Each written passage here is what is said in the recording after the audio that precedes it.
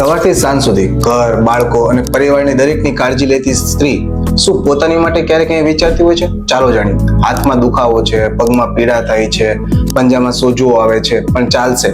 પહેલા કામ પૂરી કરી લો, કાલે જશું, પછી બતાવીશું, અત્યારે ટાઈમ નથી. અને એક દિવસ જ્યારે દુખાવો અસહન થઈ જાય, શરદી બહાર જાય ત્યારે ડોક્ટરની પાસે આવે છે, પણ દિલમાં શું ચાલે છે? ખબર છે, મારે આટલો ખર્ચો, મારા માટે બતાવવાની કઈ જરૂર નથી. ઘરની જવાબદારી કોણ લે છે? છોકરાને કોણ સાચવશે? ઘરમાં રસોઈ કોણ બનાવશે? ઘરમાં તકલીફ તો નહીં પડે ને? આ જ સૌથી મોટો પ્રશ્ન છે. સ્ત્રીઓ બીજા માટે તો બધું જ આપે છે, પણ પોતાના માટે જરા પણ સમય આપતી નથી. એટલે કોઈ પણ સ્ત્રી જેના હાથ પગ દુખતા હોય કે કોઈ પણ પ્રકારના સાંધા દુખતા હોય, સ્નાયુનો દુખાવો હોય, શરીર જકડાઈ જતું હોય, આવી કોઈ પણ પ્રકારની તકલીફમાં કામ કરવામાં તકલીફ થતી હોય, લોટ બાંધવામાં તકલીફ થતી હોય, તો એમને ડોક્ટરને બતાવીને પોતાની તપાસ કરાવવાની જરૂર હોય છે.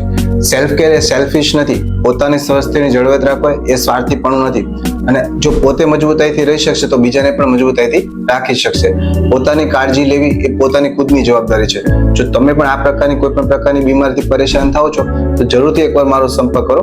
હું તમને જરૂર એના માટે સોલ્યુશન આપીશ.